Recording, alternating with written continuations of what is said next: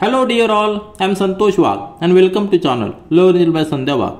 आज आपण पाहणार आहोत क्लास 10 मॅथमॅटिक्स पार्ट 2 मधील प्रॉब्लेम सेट 3 मधील question number 10, question number 11, question number 12 आणि क्वेश्चन नंबर 13. चॅप्टर आहे सर्कल. तर ह्या व्हिडिओमध्ये आपण जे 4 क्वेश्चन पाहणार आहोत ते अतिशय इम्पॉर्टंट आहेत. प्रत्येक क्वेश्चनला जवळपास स्टार मार्क आहे. तर इम्पॉर्टंट क्वेश्चन आपण सॉल्व करतोय, त्यामुळे व्यवस्थित लक्ष द्या. क्वेश्चन नंबर 10 आपण सुरुवात करूया. इन फिगर 3.90 ह्या फिगर मध्ये काय दिलेलं आहे? A B is a diameter of circle. Centre C आहे, एक सर्कल आहे आणि ए बी हे डायमीटर आहे. म्हणजेच काय, ए सी आणि सी बी हे सर्कलचे रेडियस असणार आहे, कारण C is a centre. Line P Q is a tangent. ही जी लाईन आहे पी क्यू ही टँजंट आहे which touches the circle at point T. म्हणजे T is the point of contact असणार आहे. त्यानंतर इन्फॉर्मेशन आपल्याला दिलेली आहे ती म्हणजे segment A P, A point आणि बी पॉइंट हे डायमीटरचे एंड पॉइंट आहेत, ते सर्कलवर आहेत. त्या एंड पॉइंट वरनं ह्या टँजंटला परपेंडिक्युलर ड्रॉ केलेलं आहे. AP is perpendicular, B Q is also perpendicular. त्यानंतर आपल्याला प्रूव्ह करायचं आहे की सेगमेंट सीपी म्हणजे सेंटर पासून पी हा जर पॉइंट आपण ही सेगमेंट जर जॉईन केली ती कॉन्ग्रंट असणारे सेगमेंट सी क्यू, याला आपल्याला हे प्रूव्ह करायचं आहे. तर या ठिकाणी आपल्याला जे गिवन दिलेलं आहे त्या गिवन वरनं आपल्याला कुठला थेरम यूज करता येईल त्याविषयी आपण विचार करूया. म्हणजे आपल्याला या ठिकाणी परपेंडिक्युलर दिलेले आहेत. AP is perpendicular to this tangent, BQ is perpendicular to this tangent आणि त्याचबरोबर हा सेंटर पॉइंट C आहे. त्या सेंटर C पॉइंट पासून जर आपण सर्कलला रेडियस ड्रॉ केली at point of contact T, तर CT देखील परपेंडिक्युलर असणार आहे, कारण की तो टँजंट थेरम आहे. कुठलाही टँजंट हा जर त्या सर्कलला रेडियस ड्रॉ केली त्या पॉइंट ऑफ कॉन्टॅक्ट पासून तर तो परपेंडिक्युलर असतो. म्हणजे तीनही लाईन परपेंडिक्युलर आहेत एकाच लाईनला. एकाच लाईनला 3 लाईन जर परपेंडिक्युलर असतील तर याचा अर्थ काय आला, त्या तिन्ही लाईन एकमेकांना पॅरलल आहेत. आणि 3 पॅरलल लाईनचा थेरम आपण आधी स्टडी केलेला आहे. त्या थेरम नुसार त्यांनी जो इंटरसेक्ट केलेले सेगमेंट्स असतात ते प्रोपोर्शनल असतात. आपण सोल्युशन मध्ये जेव्हा पाहू त्यावेळेस व्यवस्थित डिटेलमध्ये एक्सप्लेनेशन पाहू, परंतु आपल्याला 3 पॅरलल लाईनचा थेरम या ठिकाणी यूज करायचा आहे. तर आपल्याला सेगमेंट सीपी आणि सी क्यू कॉन्ग्रंट आहे जे दाखवायचं आहे. म्हणजेच आपल्याला ट्रायंगलचा रेफरन्स घ्यावा लागणार आहे. जर आपण ही जॉईन केलं तर हा माहिती आहे की आपल्याला परपेंडिक्युलर येणार आहे, कारण की टँजंट थेरम नुसार हा देखील परपेंडिक्युलर असणार आहे. सेगमेंट सीपी ही सेगमेंट सीपी आणि सेगमेंट सी क्यू हे आपल्याला कॉन्ग्रंट दाखवायचे आहेत. म्हणजे this 2 segments are part of 2 triangles C T P आणि सी टी क्यू. म्हणजे हे जे 2 ट्रायंगल जर आपण कॉन्ग्रंट दाखवले तर त्याचे करस्पॉन्डिंग साइड्स ह्या करस्पॉन्डिंग सेगमेंट्स ह्या कॉन्ग्रंट असतात. तो आपल्याला थेरम माहिती आहे. म्हणजे आपल्याला पहिलं एम काय असणार आहे, तर ट्रायंगल सी टी पी आणि सी टी क्यू आपल्याला कॉन्ग्रंट दाखवायचे. त्यासाठी सी टी कॉमन साइड आहे, हा अँगल 90 डिग्री आहे. फक्त आपल्याला एक साइड अजून कॉन्ग्रंट दाखवायची. म्हणजे पीटी आणि टी क्यू ह्या कॉन्ग्रंट जर दाखवल्या तर आपण 2 ट्रायंगल कॉन्ग्रंट आहे असं सांगू शकतो. आणि पीटी आणि टी क्यू कॉन्ग्रंट कसे दाखवू शकतो, तर त्यासाठी आपल्याला 3 पॅरलल लाईनचा थेरम यूज करायचा. तर सोल्युशन आपण पाहूया. सुरुवातीला आपण गिवन काय काय ते लिहून घेऊया या ठिकाणी. तर गिवन आपण या ठिकाणी लिहिलेलं आहे segment A B is a diameter. या ठिकाणी फिगर आहे, ती फिगरचा देखील तुम्ही रेफरन्स घ्या. Segment A B is a diameter, C is the centre of circle, P Q is a tangent हे आपल्याला दिलेलं आहे. त्यानंतर point T is a point of contact. हा फार महत्वाचा पॉइंट आहे, कारण की कुठलाही पॉइंट ऑफ कॉन्टॅक्ट म्हणजे ह्या टँजंट मध्ये आणि सर्कलमध्ये तो सिंगल पॉइंट असतो, टचिंग पॉइंट असतो तो. त्यानंतर segment A P is perpendicular to line P Q, segment B Q is perpendicular to line P Q. दोन्ही ठिकाणी परपेंडिक्युलर असल्यामुळे या ठिकाणी 90 डिग्री तयार झालेला. हा 90 डिग्री, हा 90 डिग्री. आणि त्यानंतर आपण आता प्रूव्ह करणार आहोत की C T is a perpendicular to this P Q. तर प्रूव्ह काय करायचं आपल्याला, segment C P is congruent to segment C Q हे आपण लिहिलेलं आहे. तर प्रूव्ह पहा आणि फिगरचा रेफरन्स घ्या. तर सुरुवातीला आपल्याला काय करायचंय, या ठिकाणी कन्स्ट्रक्शन करायचंय जॉईंट सीपी आणि सी क्यू. सीपी आणि सी क्यू आकाराने आपल्याला हे 2 सेगमेंट कॉन्ग्रंट दाखवायचे आहेत. त्यानंतर जॉईंट सीटी, सीटी देखील आपण जॉईन केलेली आहे. आता ही नंतर पहा, here we got 2 triangles. 2 triangle आपल्याला मिळालेले आहेत, कारण की आपल्याला 2 ट्रायंगल कॉन्ग्रंट दाखवायचे आहेत. कुठले कुठले ट्रायंगल, सी टी पी आणि सी टी क्यू हे 2 ट्रायंगल आपल्याला मिळालेले आहेत. आता पी क्यू दिस सेगमेंट बरं का, P Q is tangent, T is the point of contact, segment C T is the radius of a circle, therefore CT is perpendicular to this tangent PQ. आणि याला reference काय आहे, tangent theorem. Tangent theorem माहिती आहे आपल्याला की कुठल्याही सर्कलला जर टँजंट असेल आणि पॉईंट ऑफ कॉन्टॅक्ट पासून आपण सेंटर पॉईंट जॉईन केला तर तो रेडियस असणार आहे, ती रेडियस त्या टँजंटला परपेंडिक्युलर असते. म्हणजे CT is perpendicular to PQ, म्हणजेच angle CTP is equal to angle CTQ is equal to 90 degree. याला आपण इक्वेशन नंबर 1 दिलेलं आहे. आता नेक्स्ट पेजवर पहा. आता पुन्हा एकदा फिगरचा रेफरन्स घ्या. आता आपण काय प्रूव्ह केलेलं आहे, CT is perpendicular to PQ, म्हणजे हा 90 डिग्री आपण प्रूव्ह केलेला आहे. त्याला इक्वेशन नंबर 1 दिलेलं आहे. आता त्याच्यानंतर आपल्याला काय गिवन आहे, AP is perpendicular to PQ, BQ is perpendicular to PQ. या ठिकाणी आपण ते लिहिलेलं आहे, हे आपल्याला गिवन आहे. And CT is perpendicular to PQ, tangent थेरमने आपण ते प्रूव्ह केलेलं आहे. याचाच अर्थ काय झालेला, ह्या जर सगळ्या एकाच लाईनला जर परपेंडिक्युलर असतील तर segment AP, segment CT and segment BQ, these are parallel to each other. Reason काय, all three segments are perpendicular to the same line. एकाच लाईनला परपेंडिक्युलर असल्यामुळे त्या तिन्ही सेगमेंट एकमेकांना पॅरलल आहेत. म्हणजे त्या एकमेकांना पॅरलल आहेत, अर्थ काय, त्या कुठेही एकमेकांना मीट होणार नाही. प्रत्येक ठिकाणी 90 डिग्रीचा अँगल आहे, इंटरसेक्शन मध्ये 90 डिग्रीचा अँगल आहे. अशा वेळी आपण property of 3 parallel lines and their transversal theorem use करू. जो ती प्रॉपर्टी आपण आधीच्या चॅप्टरमध्ये, सुरुवातीच्या चॅप्टरमध्ये आपण स्टडी केलेली, ती एकदा जस्ट रिवाइज करूया, म्हणजे आपल्याला हा रेशो कसा आलेला ते लक्षात येईल. त्या ठिकाणी 3 पॅरलल लाईन्स आहेत.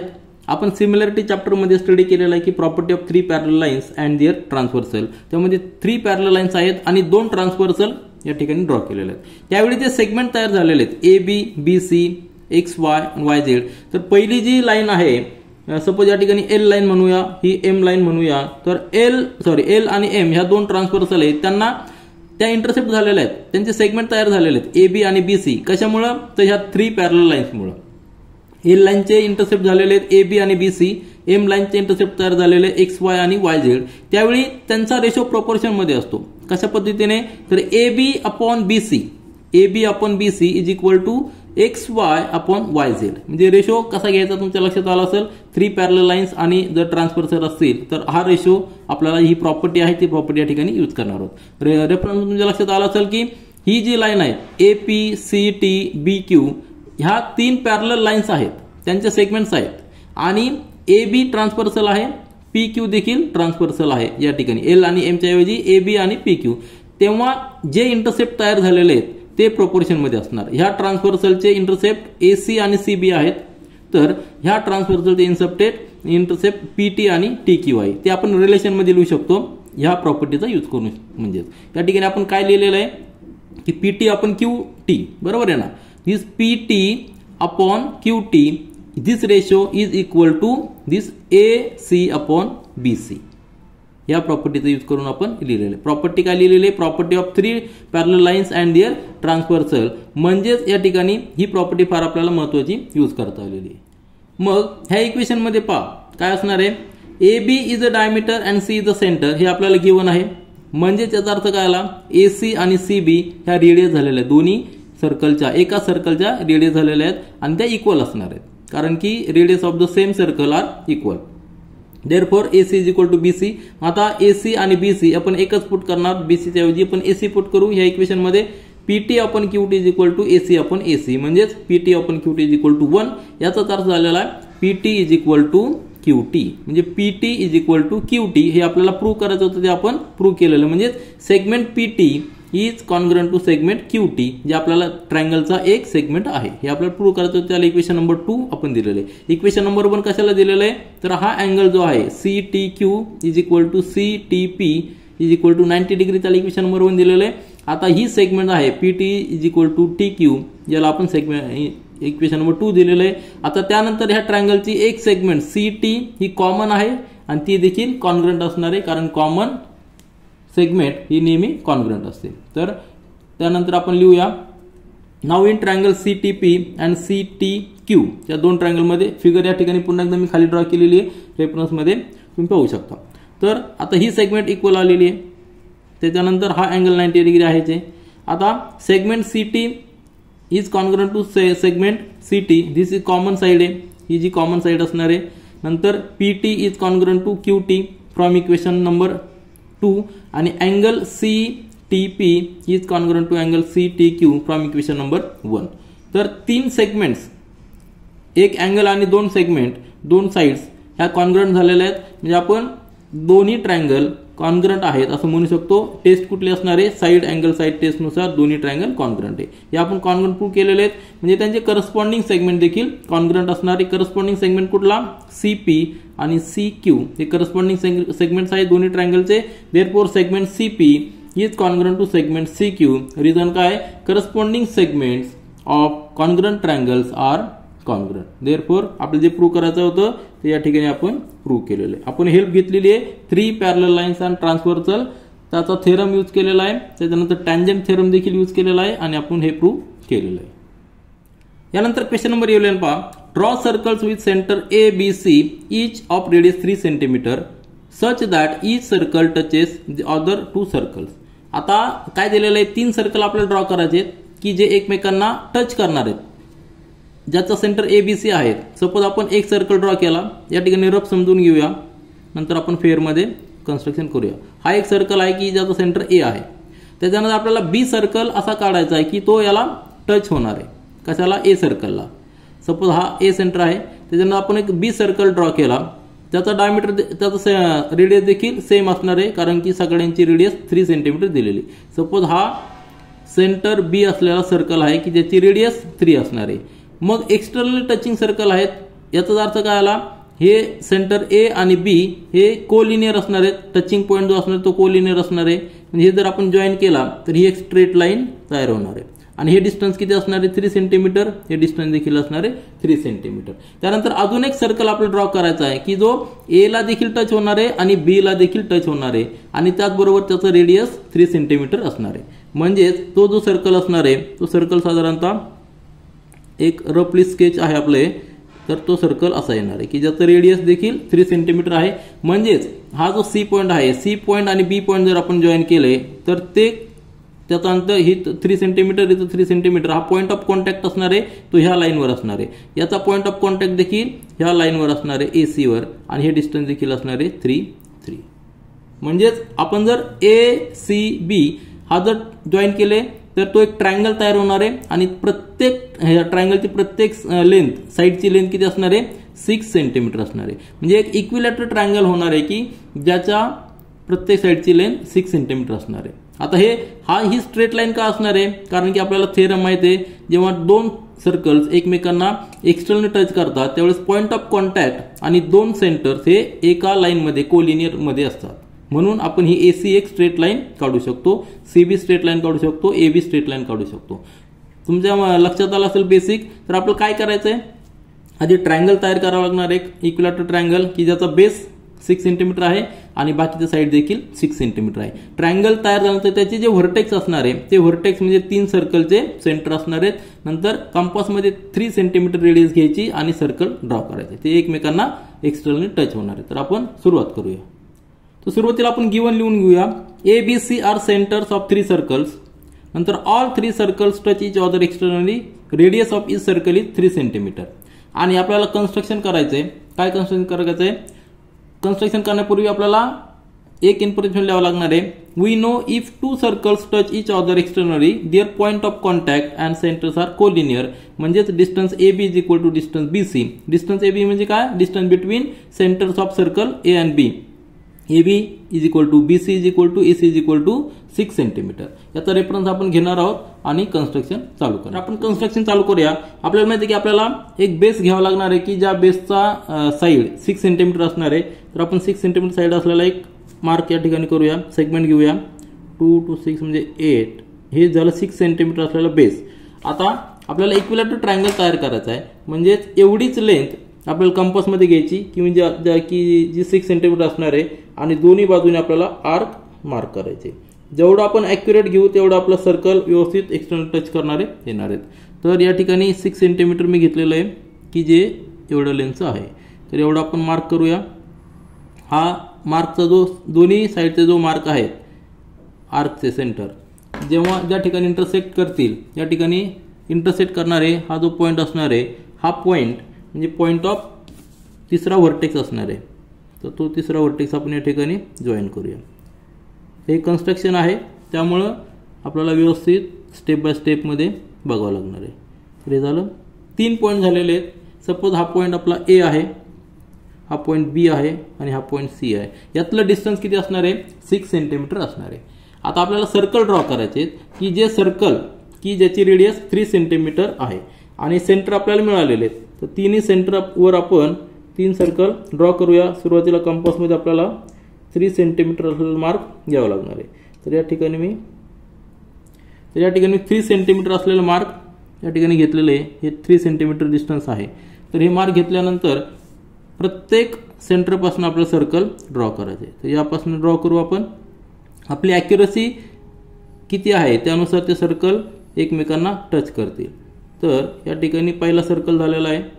त्यानंतर दुसरा सर्कलसाठी आपल्याला ह्या पॉईंटला सेंटर त्याचा पॉईंट हा असणार आहे. आता हा बरोबर परफेक्ट याला टच झालेला आहे, बरोबर आहे का नाही? म्हणजे आपलं जर ॲक्युरेट जर घेतलं डिस्टन्स तर व्यवस्थित टच होतो. तर हा झालेला दुसरा सर्कल, दुसरा एक्सटर्नल टचिंग सर्कल झालेला आहे. आणि त्याचबरोबर आपल्याला तिसरा सर्कल देखील ड्रॉ करायचा आहे. तिसरा सर्कल ड्रॉ करताना आपल्याला पॉईंट हा घ्यायचा आहे. ह्या पॉईंटवरून आपल्याला तिसरा सर्कल ड्रॉ करताना आपल्याला काय करायचं आहे लक्षात घ्या. तिसरा सर्कल ड्रॉ करताना आपल्याला या ठिकाणी पॉईंट घ्यायचा आहे आणि तो एकमेकांना सर्कल या ठिकाणी टच होणार आहे आणि इकडचा या ठिकाणी टच होणार आहे. आता या ठिकाणी मी हा सर्कल ड्रॉ केलेला आहे की जो दोन्ही सर्कलला टच होतोय. तर या ठिकाणी जे टचिंग पॉईंट्स आलेले हा पॉईंट आणि हा पॉईंट आणि हा पॉईंट, हा पॉईंट ऑफ कॉन्टॅक्ट असणार आहे. हे डिस्टन्स किती असणार आहे? रेडियस असणार आहे 3 सेंटीमीटर.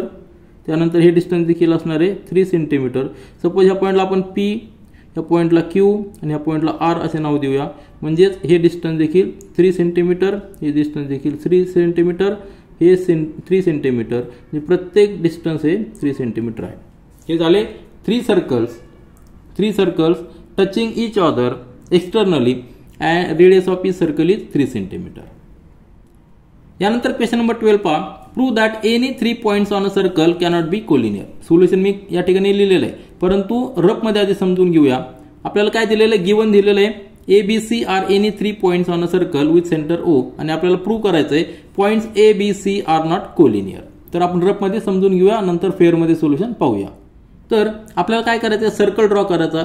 एक सर्कल आपण ड्रॉ करूया रँडम एनी रेडियसचा आणि त्या सर्कलवर 3 पॉईंट्स आपल्याला घ्यायचे. सपोज हा सेंटर आहे, 3 पॉईंट्स आपण घेतले. हा पॉईंट A, त्यानंतर B. रँडमली कुठलेही पॉईंट्स आपण घेऊ शकतो. तर हे 3 पॉईंट्स कोलिनियर नाहीत हे आपल्याला प्रूव्ह करायचं आहे. पण याचं प्रूव्ह करताना आपल्याला वेगवेगळ्या मेथड्स आहेत. वेगवेगळे मेथड्स म्हणजे काय? जर आपण 3 सेगमेंट्स हे 3 पॉईंट जर जॉईन केले तर एक ट्रायंगल तयार होणार आहे. आणि आपल्याला माहिती आहे की ट्रायंगलचे 3 व्हर्टेक्स हे कोलिनियर नसतात. हे आपण प्रूव्ह करू शकतो.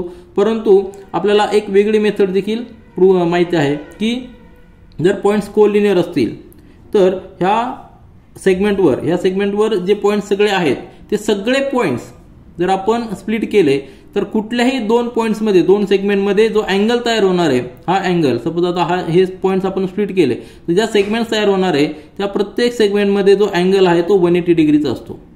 कुठल्याही 2 सेगमेंटमध्ये अँगल 180 डिग्रीचा असतो. हे आपल्याला माहिती जर ते कोलिनियर असतील तर. किंवा त्याचबरोबर जर पॉईंट्स कोलिनियर असतील तर ह्या सेगमेंटवर जे काही पॉईंट्स असतील त्या सगळ्या पॉईंट्समधनं कुठल्याही किती पॉईंट्समधनं जर आपण परपेंडिक्युलर ड्रॉ केली तर ती परपेंडिक्युलर काय असणार आहेत? पॅरलल असणार आहेत एकमेकांना. सगळ्या परपेंडिक्युलर एकमेकांना पॅरलल असणार आहे. म्हणजेच त्यांचा जो जर त्या आपण एक्सटेंड केल्या तर त्या एकमेकांना मीट होणार नाही. ही प्रॉपर्टी, आणि तीच प्रॉपर्टी आपण या ठिकाणी यूज करणार आहोत.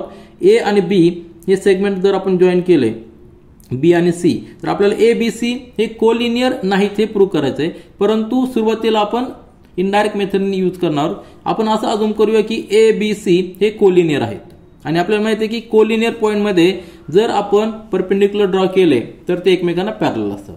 म्हणजे त्याचा अर्थ काय आला? जर आपण सेगमेंट ABचा बायसेक्टर घेतला परपेंडिक्युलर बायसेक्टर, याचा परपेंडिक्युलर बायसेक्टर आणि ह्या सेगमेंटचा परपेंडिक्युलर बायसेक्टर एकमेकांना पॅरलल पाहिजे. आलं लक्षात? ह्या जर कोलिनियर असतील तर. परंतु या ठिकाणी सर्कलवर आपल्याला माहिती आहे AB ही कॉर्ड आहे, त्याचा परपेंडिक्युलर बायसेक्टर जर आपण पुट केला तर तो सेंटरमधनं पास होणार आहे. या ठिकाणी O सेंटर आहे, सेंटरमधनं पास होणार आहे. आणि BC देखील कॉर्ड आहे, याचा देखील परपेंडिक्युलर बायसेक्टर हा सेंटरमधनं पास होणार आहे, कारण की ती कॉर्डचा थेरम आहे. Any perpendicular bisector of this cord passes through the centre, किंवा सेंटर पासून जर आपण ए बी कॉर्डला परपेंडिक्युलर टाकला तर तो बायसेक्ट करतो ए बीला. ह्या थेरमचा आपण या ठिकाणी यूज करणार आहोत. म्हणजेच काय, ह्या सेगमेंटला ए बी सेगमेंट आणि बीसी सेगमेंटला जर आपण परपेंडिक्युलर टाकले तर ते एकमेकांना टच होतात. याचाच अर्थ काय आला, आपण जे अजून केलं की ए बी सी हे कोलिनियर आहेत ते रॉंग आहे. याचा अर्थ काय आला, ए बी सी हे दीज आर नॉट कोलिनियर, कारण कोलिनियर जर असते तर त्यांच्या परपेंडिक्युलर बायसेक्टर एकमेकांना टच झाले नसते. म्हणून आपलं जे अझम्पशन आहे की A B C these are collinear, this is wrong. म्हणजे करेक्ट आन्सर काय असणार आहे, points A B C are not collinear. अशा पद्धतीने आपण हे प्रूव्ह करू शकतो. तर आपण फेअरमध्ये ते लिहूया. तर सुरुवातीला आपण गिवन आहे ते सगळे लिहिलेले आहे. A B C are any 3 points on circle with centre O. Prove करायचं आपल्याला points A B C are not collinear. Construction आपण केलेलं आहे. जॉईन ए बी आणि बी सी जॉईन केलेले आहेत. ओ हा सेंटर आहे, हा सर्कलवर ए बी सी 3 पॉइंट्स आहेत. प्रूफमध्ये पहा, आता इनडायरेक्ट प्रूफ करणार आपण. लेट्स अजूम, काय अजूम करायचं आपल्याला, points A B C are collinear हे आपण अजूम करूया. आणि आपण जे अजूम केलेलं आहे ते कसं रॉंग आहे ते आपण नंतर प्रूव्ह करूया. तर पहिलं अजम्पशन आपलं काय आहे, let's assume points A B C are collinear. Statement 1 त्याला दिलेलं आहे. आता as points A B C are collinear आपण हे अजूम केलेलं आहे. As points A B C are collinear, A C will be the segment.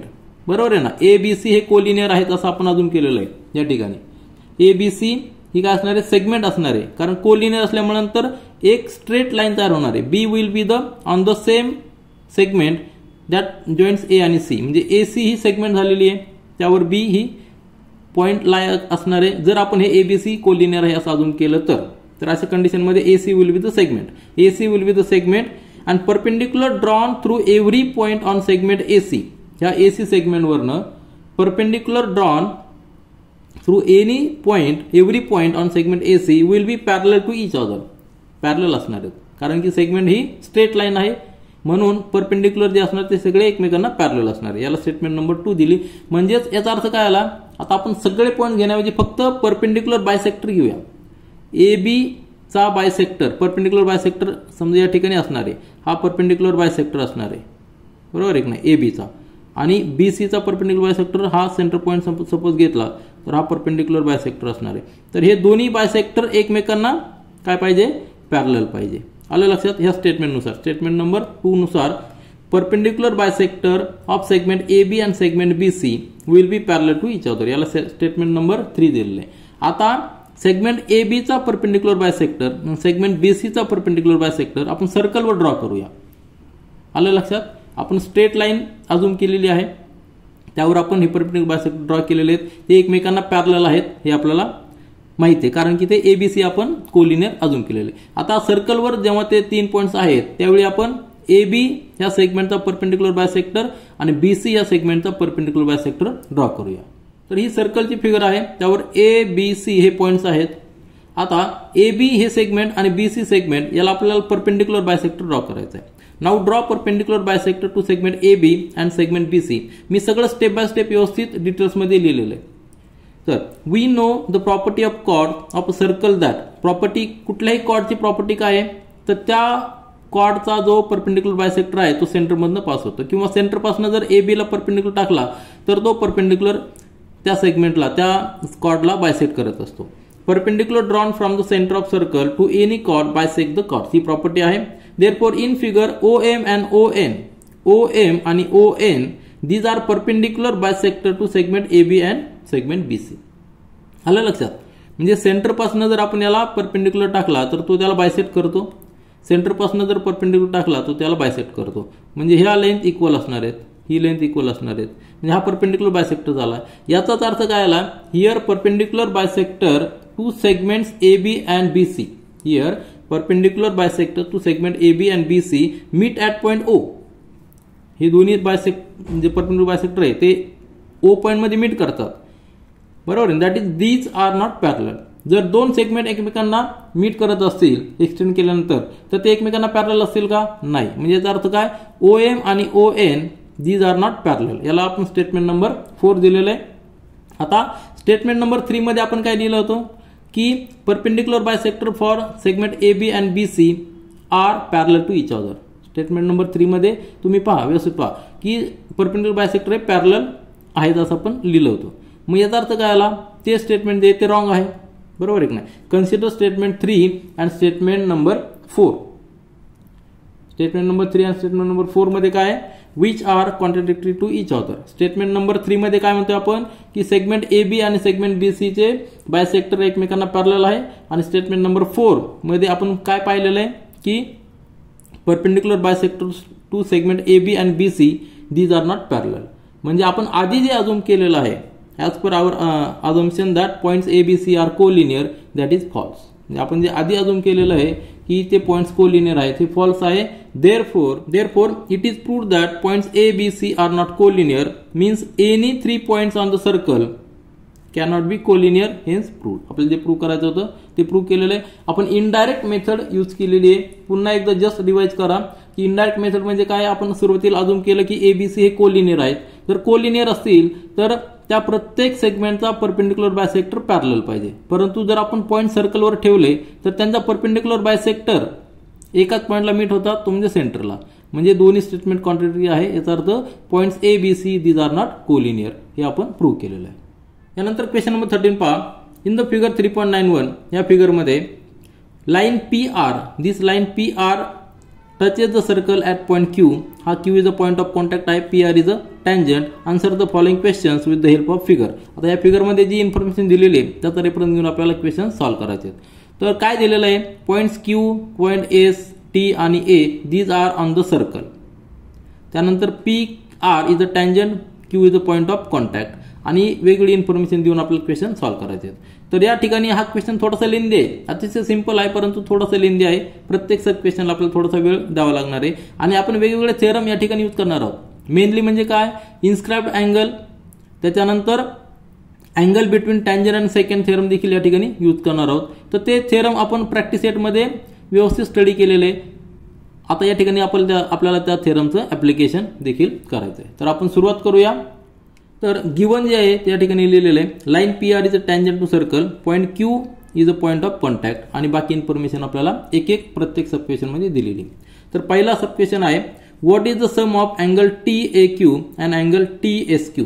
आता अँगल टी ए क्यू कुठं आहे, this angle T A Q आणि दुसरा अँगल टी एस क्यू. हे दोन अँगल जे आहेत त्यांची आपल्याला सम फाइंड आउट करायची. पण एक लक्षात घ्या, आता फिगरवर आपल्याला माहिती आहे की पॉईंट सगळे एका सर्कलवर आहेत आणि हे क्वाड्रिलेटर तयार झालेलं आहे. टी ए क्यू एस हा क्वाड्रिलेटर तयार झालेला आहे.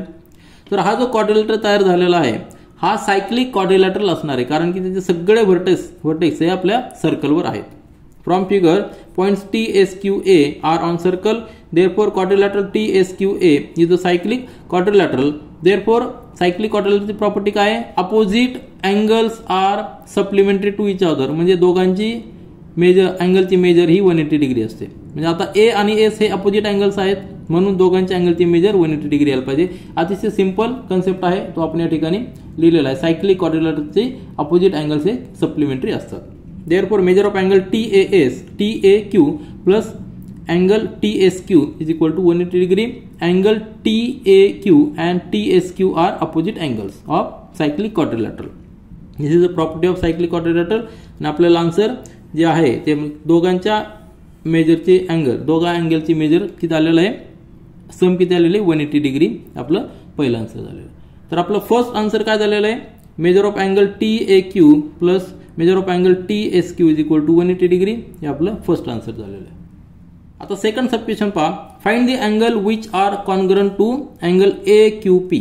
तर ह्या फिगर मध्ये पहा अँगल AQP कुठं आहे, तर फिगरचा रेफरन्स घ्या तुम्ही. अँगल दिस AQ आणि P हा जो अँगल आहे याला कॉन्ग्रंट कुठले कुठले अँगल आहेत ते आपल्याला फाइंड आउट करायचे आहेत. Here we will use theorem of angle between tangent and secant. आता ही टँजंट आहे कुठली, PR is tangent, point of contact Q आहे आणि Q पासून एक सेकंड गेलेली आहे QA. आलं लक्षात, म्हणजे सेकंड पण आहे टँजंट पण आहे. त्यावेळी आपण प्रॅक्टिस सेटमध्ये पाहिलेला आहे थेरम की टँजंट आणि सेकंड जर असतील तर त्या मधला जो अँगल असतो तो अँगल त्यांनी जो इंटरसेप्टेड आर्क आहे त्याच्या मेजरचा हाफ असतो. आता हा थेरम आपल्याला यूज करायचा आहे. आणि त्याचबरोबर इन्स्क्राइब्ड अँगल थेरम देखील आपण पाहिलेला आहे. इन्स्क्राइब्ड अँगल म्हणजे काय, कुठलाही अँगल की ज्याचा व्हर्टेक्स सर्कलवर आहे. आता या ठिकाणी जे सगळे पॉइंट्स आहेत ते सगळे व्हर्टेक्स असणारे अँगलचे कुठल्या कुठल्या ते सर्कलवर आहेत आणि त्यांचे जे आर्म्स आहेत ते आर्म्स ह्या सर्कलला कुठल्याही दोन डिस्टिंक्ट पॉईंटमध्ये इंटरसेक्ट करत असतील तर ते अँगल आपण इन्स्क्राइब्ड अँगल असं म्हणणार आहे. आणि त्या इन्स्क्राइब्ड अँगलचं मेजर त्यांनी जो इन्स्क्राइब्ड सर्कल केलेला आहे, आर्क केलेला आहे, त्या आर्कच्या हाफ मेजर असतो. म्हणजेच या ठिकाणी आपण दोन थेरम यूज करणार आहोत, व्यवस्थित लक्षात घ्या. Therefore, measure of angle AQP is half the measure of arc AQ. आता AQ आर्क कुठे आहे, हा आर्क, हा जो आर्क आहे AQ आर्क, हा जो आर्क आहे हा आर्क फक्त कन्सिडर करा. ह्या आर्कला हा सेकंड आणि ही टँजंट हा जो अँगल आहे हा अँगल इन्स्क्राइब्ड अँगल आहे. तर theorem of angle between tangent आणि सेकंड यानुसार आपल्याला पहिलं इक्वेशन मिळालेलं आहे. Measure of angle AQP is equal to half the measure of arc AQ. ह्या आर्कच्या हाफ असणार आहे ह्या अँगलचे मेजर, हा थेरम आपल्याला सांगतो. आणि आपल्याला काय दिलेलं आहे, विचारलेलं काय आहे, तर ह्या अँगलला कॉन्ग्रंट अँगल कुठले कुठले असणार आहे. तर हा आर्क जो आहे AQ आर्क हा इन्स्क्राइब्ड आर्क आहे अजून कुठल्या अँगलसाठी, तर A आणि Q पॉइंट्स लक्षात घ्या, हे एन पॉइंट्स ऑफ आर्क आहे. परंतु त्याचबरोबर हा जो अँगल आपण कन्सिडर केला QSA, ह्या अँगलला देखील इन्स्क्राइब्ड आर्क जो आहे इंटरसेप्टेड आर्क आहे तो AQ आहे आणि त्याचा अँगल इन्स्क्राइब्ड अँगल कुठला असणार आहे, हा असणार आहे. आलं लक्षात, ASQ आलं लक्षात. ASQ ह्या अँगलला इंटरसेप्टेड आर्क आहे AQ. त्याचबरोबर हा जो आर्क आहे त्या आर्कला अजून एक अँगल इंटरसेप्टेड आहे तो म्हणजे हा एक इन्स्क्राइब्ड अँगल आहे कुठला, ATQ. ह्या इन्स्क्राइब्ड अँगलला AQ इंटरसेप्टेड आर्क आहे. म्हणजे आर्क कॉमन आहे, त्या कॉमन आर्कवर जे काही सगळे इन्स्क्राइब्ड अँगल असतील ते सगळे इक्वल असणार आहेत. थेरम ऑफ या ठिकाणी पहा, angle ASQ and angle ATQ are inscribed angle for intercepted arc AQ. आताच आपण पाहिलं की AQ ह्या इंटरसेप्टेड आर्कसाठी दोन अँगल इन्स्क्राइब्ड आहे. म्हणजेच आणि हे का आपण लिहू शकलो, तर points ATSQ are on the circumference of circle. Inscribed अँगलसाठी आपल्याला मेजर कंडिशन काय असते की त्या अँगलचा व्हर्टेक्स सर्कलवर पाहिजे. आता व्हर्टेक्स S आणि T हे सर्कलवर आहेत म्हणून तो इन्स्क्राइब्ड अँगल तयार होणार आहे. मग त्या थेरमनुसार आपण लिहू शकतो की measure of angle ASQ is equal to half the measure of arc AQ. त्याला second equation inscribed angle theorem. त्यानंतर measure of angle ATQ is half the measure of arc AQ. त्याला थर्ड इक्वेशन. आता from equation 1 2 3, equation 1 जे आपण ब्रॅकेटमध्ये केलेलं आहे, ह्या equation 1 2 आणि 3 ह्या तीन इक्वेशनवरनं त्यांची राईट साइड कॉमन आहे AQ measure of arc AQ. Right side common आहे म्हणजे लेफ्ट साइड देखील सेम पाहिजे. म्हणून आपण तिन्ही इक्वेशनवरून लिहू शकतो की from equation 1 2 and 3 measure of angle AQP is equal to measure of angle ASQ is equal to measure of angle ATQ. म्हणजेच हे तिन्ही अँगल काय झालेले, कॉन्ग्रंट झालेले आहे. आन्सर का आपण काय लिहिणार आहे, angle ASQ and angle ATS are congruent angles to angle AQP. हे झालं आपलं आन्सर. नंतर तिसरा सबक्वेशन पहा, which angles are congruent to angle QTS. आता QTS कुठे आहे, दिस QTS म्हणजे हा जो अँगल आहे ह्या अँगलला कॉन्ग्रंट कुठले कुठले अँगल असणार आहे, हा क्वेश्चन सेम आहे. आता ह्या अँगल जो आहे इन्स्क्राइब्ड अँगल आहे कारण की T vertex is on the circle. मग ह्या इन्स्क्राइब्ड अँगलला इंटरसेप्टेड आर्क कुठली आहे, दिस QS ही इंटरसेप्टेड आर्क आहे. मग ह्या आर्कशी रिलेटेड अजून इन्स्क्राइब्ड अँगल आहेत का, आहेत. कुठले कुठले, हा SAQ हा एक अँगल आणि त्याचबरोबर टँजंट सेकंड थेरमनुसार हा जो अँगल आहे SQR हे दोन्ही अँगल ह्या इन्स्क्राइब्ड इंटरसेप्टेड आर्क आहे त्याच्याशी रिलेटेड आहे. मग हे सगळे अँगल इक्वल असणार आहेत. त्याला थेरम देखील आपण जो आधी यूज केलेला तेच यूज करणार आहोत. तर व्यवस्थित लिहिलेलं मी वाचा. Points ATSQ are on circumference of circle and PR is a tangent to circle. Q is a point of contact. बरोबर आहे ना. Using the inscribed angle theorem and theorem of angle between tangent and second we can write measure of angle QTS. This angle QTS is equal to half the measure of arc QS. ह्या QS च्या half असणार आहे. त्याला reason काय आहे, inscribed angle theorem. And as QS is a intercepted arc, ही जी intercepted arc आहे त्याच्याशी रिलेटेड अजून इन्स्क्राइब्ड अँगल आहेत ते देखील आपण या ठिकाणी लिहिलेले आहेत. तर कुठले कुठले अँगल लिहिले ते पहा. मेजर ऑफ अँगल SAQ हा एक इन्स्क्राइब्ड अँगल असणार आहे, is equal to half the measure of this arc, intercepted arc RQS. त्याला सेकंड इक्वेशन दिलेलं आहे, रिझन काय, इन्स्क्राइब्ड अँगल थेरम. आणि measure of angle SQR is equal to half the measure of RQS, या QS चा half आहे. कुठला angle, SQR. आणि याला रिझन काय, theorem of angle between tangent and second. Tangent and second theorem आपण पाहिलेला आहे. आता फ्रॉम इक्वेशन 1 2 3 तीन इक्वेशन जर आपण कम्पेअर केले तर राईट साइड त्यांची इक्वल आहे म्हणून लेफ्ट साइड देखील इक्वल पाहिजे. From equation 3 we can write measure of angle QTS is equal to measure of angle SAQ is equal to measure of angle SQR. म्हणजेच आपला आन्सर आलेला आहे की अँगल SAQ हे सगळे कॉन्ग्रंट झालेले आहेत. म्हणजे angle SAQ and angle SQR are congruent angles to angle QTS. हे झालं आपलं आन्सर. त्यानंतर फोर्थ सब क्वेश्चन पहा. Angle TAS is equal to 65 degree. या फिगर मध्ये पहा हा अँगल 65 डिग्री दिलेला आहे आपल्याला. TAS 65 दिलेला आहे. Then find the measure of angle TQS.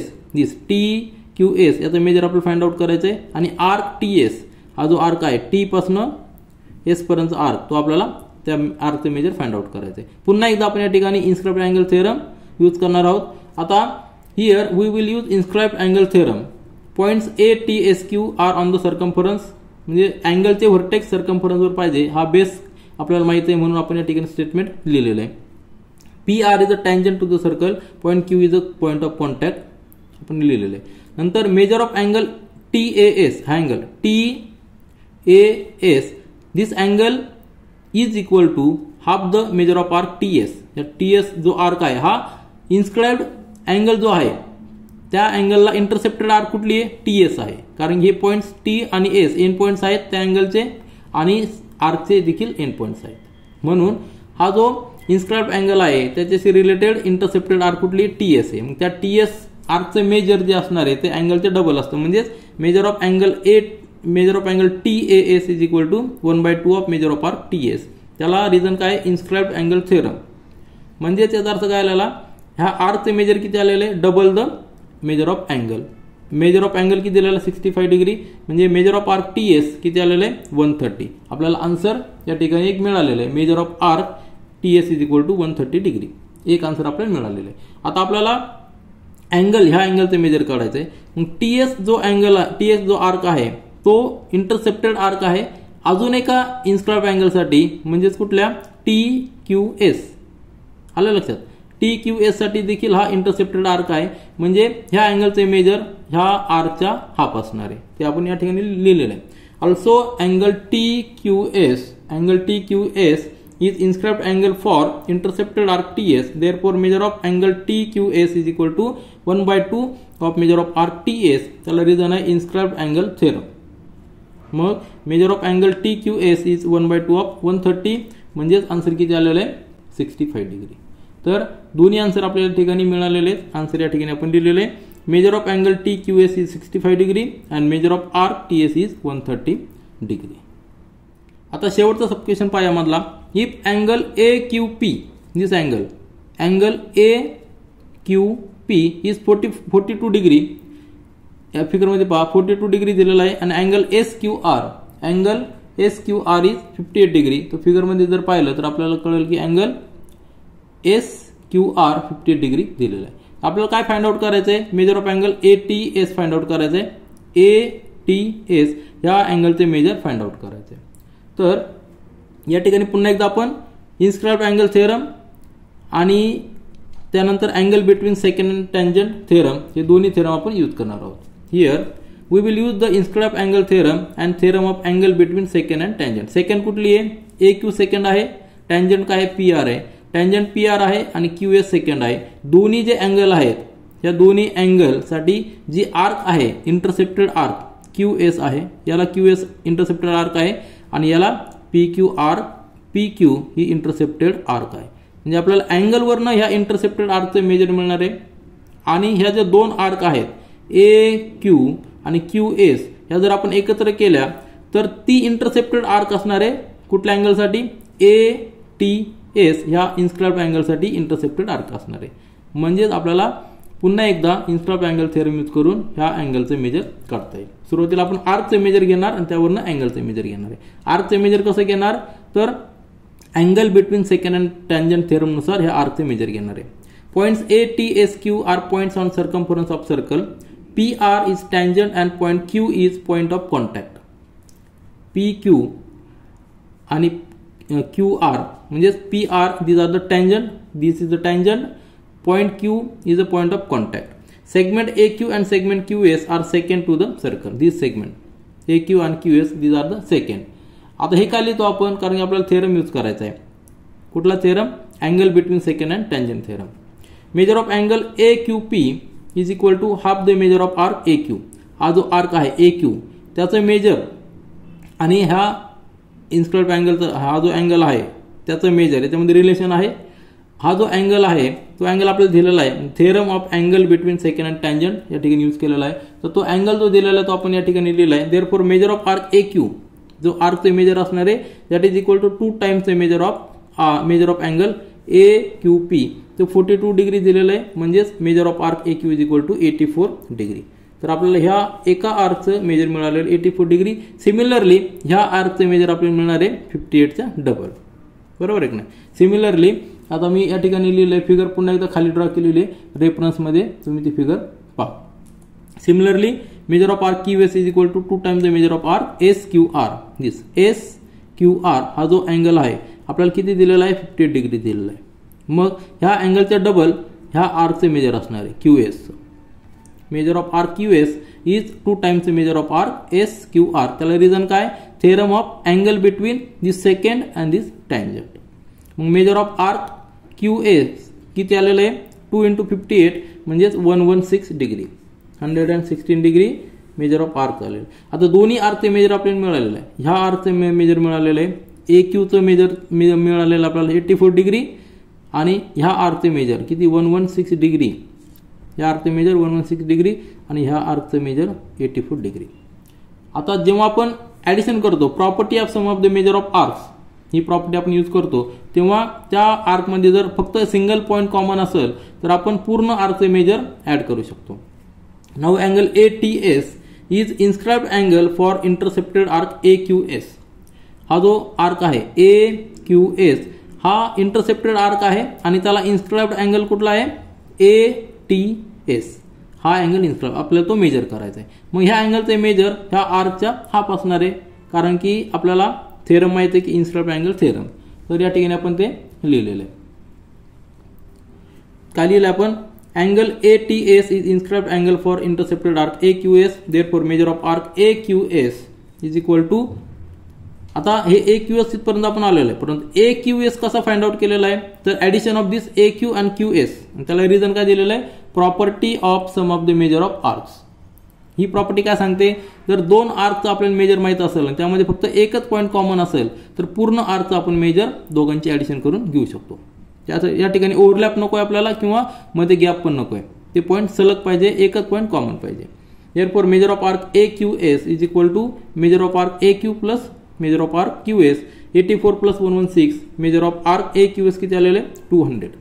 आता ह्या 200 हा जो इंटरसेप्टेड आर्क आहे AQS आणि त्याला इन्स्क्राइब्ड अँगल आहे ATS. त्याचं रिलेशन आपल्याला माहिती आहे measure of angle ATS is half the measure of arc AQS. म्हणजेच काय दिलेलं आहे 1/2 × 200. रिझन काय इन्स्क्राइब्ड अँगल थेरम. म्हणजे आपल्याला रिक्वायर्ड मेजर पाहिजे होतं जे अँगलचं measure of angle ATS is 100 degree. याचं मेजर किती आलेलं आहे 100 डिग्री. हे आपल्याला फाइंड आउट करायचं होतं ते आपण फाइंड आउट केलेलं. या ठिकाणी आपण थांबूया आणि पुढच्या व्हिडिओमध्ये प्रॉब्लेम सेट 3 मधील नेक्स्ट 4 क्वेश्चन सॉल्व्ह करूया. This is all for this video. Thank you.